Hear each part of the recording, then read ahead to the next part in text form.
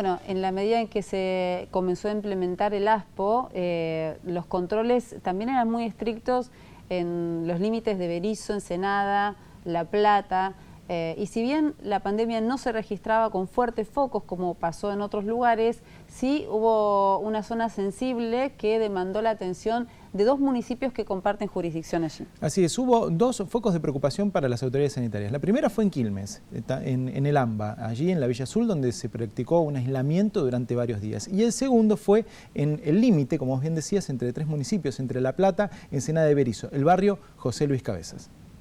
Esto es día a día, hora a hora y minuto a minuto, ¿no? Nosotros estamos trabajando muy fuertemente desde que se nos dio el primer caso. Nos tenía preocupado realmente los barrios humildes, este es uno de ellos. Acá viven 1.200 personas, 1.300 personas, más o menos, de las cuales lo que aislamos fue la última parte del fondo, que es donde se nos dieron los 39 casos que tenemos hoy, y donde esa gente hoy la tenemos contenida y estamos trabajando muchísimo. Después estamos trabajando en todo el barrio para ver si el virus estuvo circulando. Por ahora los casos que tenemos solamente de allá. En el día de ayer hicimos 62 hisopados, y muchos son de esta parte del barrio, que es la parte de adelante, donde si nos llegan a dar positivo vamos a empezar a aislar a las distintas personas, y en el caso que tengamos que hacer algún trabajo mucho mayor o de aislar todo el barrio, lo vamos a estar haciendo. Ayer trasladamos desde este barrio José Luis Cabeza 5 personas al albergue. Le tengo que agradecer a los vecinos de Berisso que voluntariamente fueron a trabajar. La situación de los casos de coronavirus primero se manifestó con mucha fuerza, los nuevos contagios y también los fallecimientos en la región del AMBA. Esto incluye, por supuesto, La Plata, Berisso y Ensenada. En el interior del país la situación parecía mucho más controlada, salvo algunos focos, como en algunos lugares donde la situación fue mucho más grave, y en otros donde directamente no se registraban casos, como por ejemplo en la provincia de Misiones, como por ejemplo en la provincia de Formosa. Luego la situación comenzó a cambiar y se dio la inversa. Empezaron a aumentar los casos en el interior del país y bajar en la zona de AMBA. Una herramienta extraordinaria, pero también nos permitió otras cosas que después el doctor Kreplak va a explicar.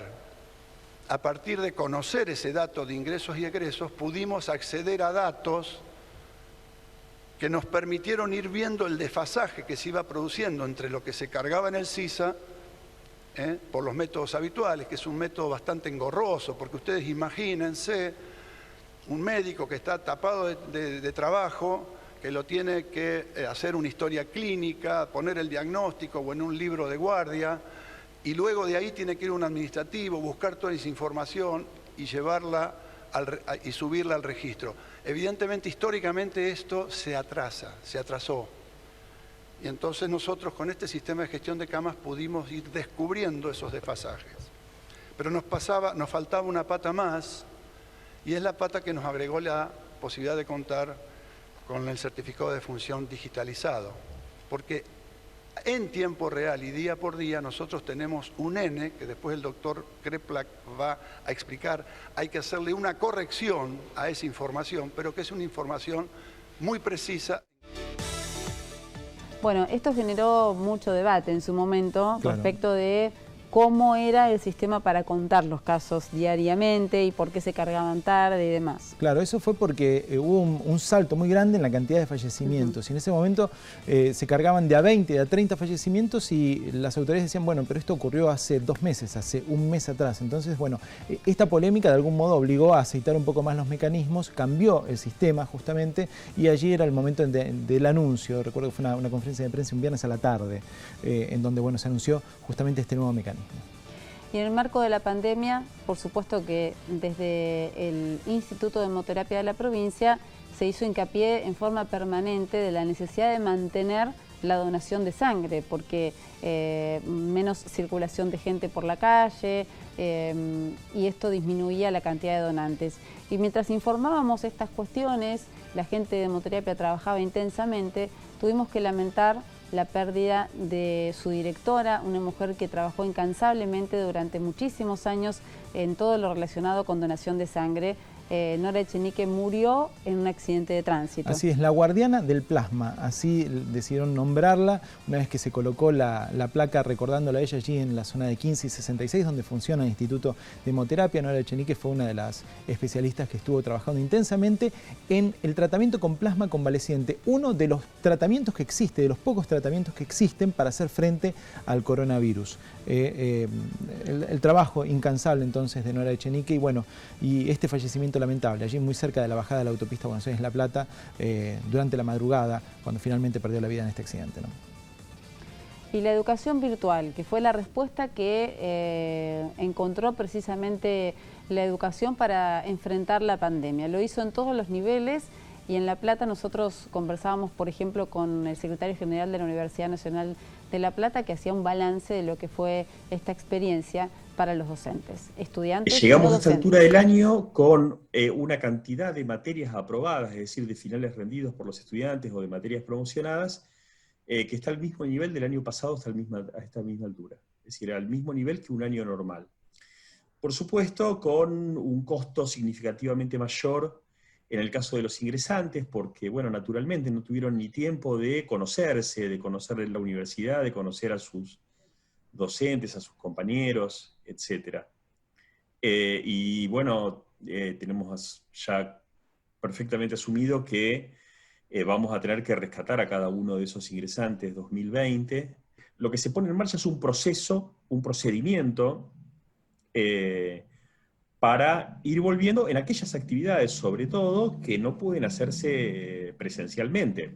En relación a los alumnos del primer año, ¿ustedes observan que hubo una deserción importante a mitad de año o producto de estos, de la continuidad, digamos, de la pandemia y cuarentena? Vamos a tener los datos concretos y vamos a poder hacer un balance certero cuando termine el año académico. Pero desde ya que muchos estudiantes ingresantes de este año no pudieron siquiera engancharse con sus cursadas, que digamos, muchos ni siquiera llegaron a hacer el curso de ingreso cuando se decretó el aislamiento social. Y en medio de la pandemia hubo un conflicto entre la Agremiación Médica Platense y la Obra Social Estatal de la provincia, es decir, IOMA. El conflicto fue creciendo y terminó con un cese en el convenio, es decir, por un momento los afiliados de IOMA no contaban con la cobertura al momento de atenderse con alguno de los profesionales, reitero, de la Agremiación Médica Platense. Fue un conflicto algo extenso, con muchísima tensión y que derivó hasta en situaciones de enfrentamiento verbal muy fuertes en el seno del Defensor del Pueblo, que finalmente medió para la resolución del conflicto.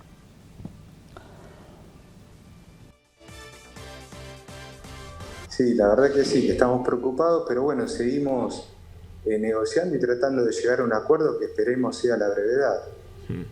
Nosotros el día 8 de julio, IOMA, el presidente conjuntamente con el ministro de Salud de la provincia, prescindieron del convenio con la Agremiación Médica Platense y el 16 de ese mismo mes de julio nosotros firmamos un acta de acuerdo refrendado el 17 con el Defensor del Pueblo, donde extendíamos las negociaciones por 60 días para llegar a un convenio.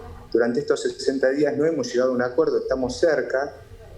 Hay algunos puntos que faltan para poder firmar un nuevo convenio y es por eso que hoy estamos con el convenio. Tuvimos una movilización, vinieron un grupo, por suerte mucho menor de los que venían antes, eran poquitos, pero esto no significa que resolvimos el problema, sino parcialmente. Hemos hecho el pago de la mayoría, el 99% de lo adeudado, de las grandes deudas que teníamos con cuidadores y acompañantes terapéuticos. Algún grupo no le podemos pagar por distintas cuestiones administrativas. Si el IOMA para pagar, para hacer una erogación, necesita documentación que respalde esa erogación.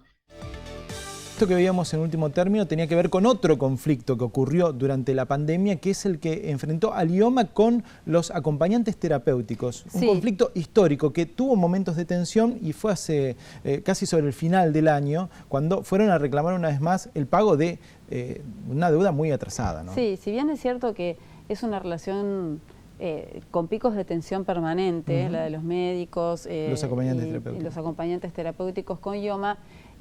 Quizás el dato sobresaliente de este año es que en el marco de una pandemia por primera vez se cortaba desde la obra social del Estado el convenio con la agremiación médica, ¿verdad? En el medio de la pandemia, exacto, reiteremos esto, ¿no? Entonces y además esto generó manifestaciones de los médicos en auto, por las calles, porque bueno, no se podía hacer de otra manera en ese momento y demás. Esperemos que esto se vaya superando cada vez más de aquí en adelante, ¿no? Bueno, en relación a la universidad también, la nota que habíamos compartido antes, es importante mencionar el dato de que ya se anunció que el inicio del 2021 del calendario es virtual en la universidad. Veremos qué pasa con esto de la vacuna y con los últimos anuncios, ¿no? Pero queríamos mencionarlo. Y bueno, ahora seguimos con otro tema que tiene que ver también con la pandemia. El 30 de agosto, el fallecimiento... tiene que ver con la tristeza que generó la pérdida de un enfermero, ¿verdad? Así es, los trabajadores de la salud fueron quienes estuvieron en la primera línea, indudablemente, luego de la llegada del coronavirus a nuestro país. Antonio Gil Llovera era médico no solamente en el Hospital de Niños, sino también en otras instituciones, una persona muy querida y cobró particular notoriedad siendo por ser el primer trabajador de la salud del sistema público que falleció justamente producto del coronavirus, ¿no? Hubo un reconocimiento muy fuerte por parte de toda la comunidad y bueno, y tal vez este fue el momento más emotivo, ¿no? Su despedida en las puertas del Hospital de Niños de La Plata.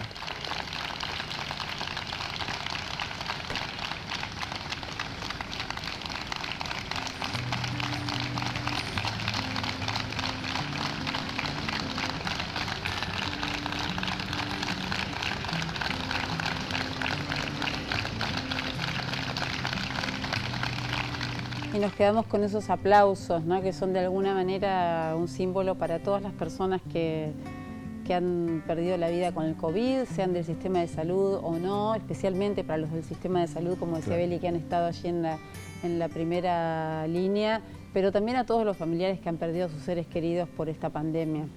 Y seguimos con más aplausos, porque también hemos tenido otra pérdida muy sensible para todos los argentinos y especialmente para La Plata, que fue la de Alejandro Sabela. Así es, otra pérdida completamente inesperada.